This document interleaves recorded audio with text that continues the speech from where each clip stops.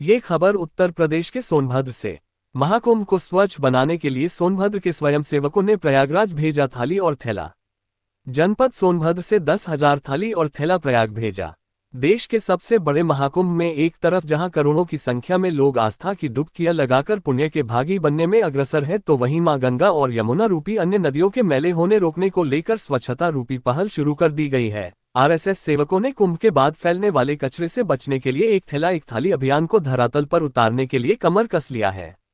प्रयागराज में आयोजित देश के बड़े महाकुंभ की चर्चा जितनी की जाए वह छोटी है। मानो आस्था डुबकी लगाने के लिए मानव समाज आतुर है।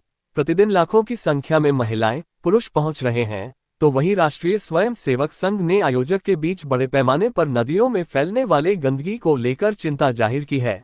मां गंगा, यमुना समेत अन्य नदियों में फैलने वाले गंदगी को रोकने के लिए जनपद सोनभद्र में काशी प्रांत पर्यावरण संयोजक का आगमन हुआ। आरएसएस से जुड़े सेवकों ने आमजन से थैला और थाली इकट्ठा किया।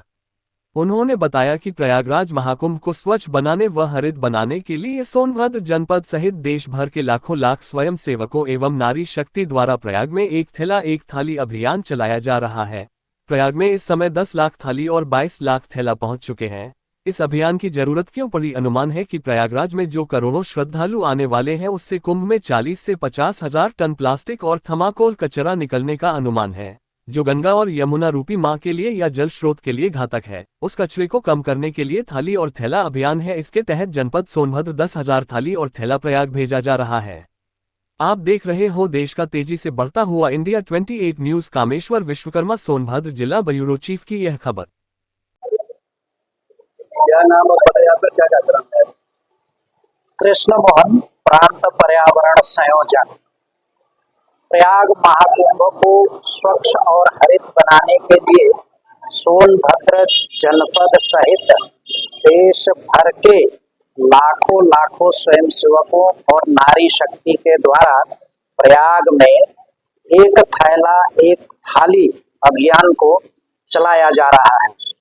इसमें अब तक प्रयाग 10 लाख थाली और 22 लाख थैले पहुंच चुके हैं। इसकी आवश्यकता क्यों पड़ी?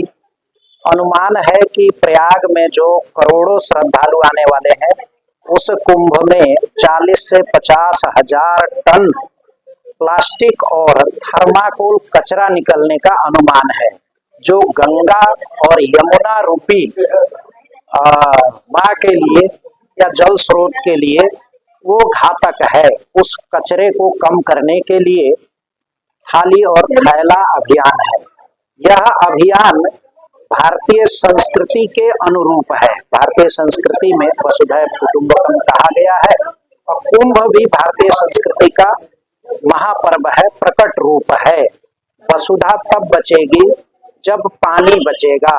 वसुधा तब बचेगी जब धरती पर हरियाली होगी। वसुधा तब बचेगी जब यहाँ की मिट्टी स्वच्छ होगा। प्रदूषण और विश्वव्यापी प्रदूषण यह एक बड़ा संकट है और ये भारतीय संस्कृति को साकार रूप प्रदान करने का थाली और थैला अभियान है, जो राष्ट्रीय स्वयंसेवक संघ के लाखों स्वयंसेवक मूर्त रूप दे रहे हैं। कितने संख्या है थाली थैले की? 10,000 थाली और 20,000 थैले का वो है सोनभद्र जनपद से। और हमारे महापुरुषों ने स्वच्छ भारत का स्वप्न देखा था। कहीं ना कहीं उस स्वप्न को हम सब ने खंडित किया है। गंदगी किसी भी समाज और देश के लिए कलंक है। उस कलंक को मिटाने का अभियान है थाली और थैला अभियान। कुंभ को न करें मैला, प्रयोग में लाए थाली और थैला। इसको मूर्त रूप दिया जा रहा है देश भर के लाखों लाखों स्वयंसेवक और स्वयंसेविकाओं के द्वारा।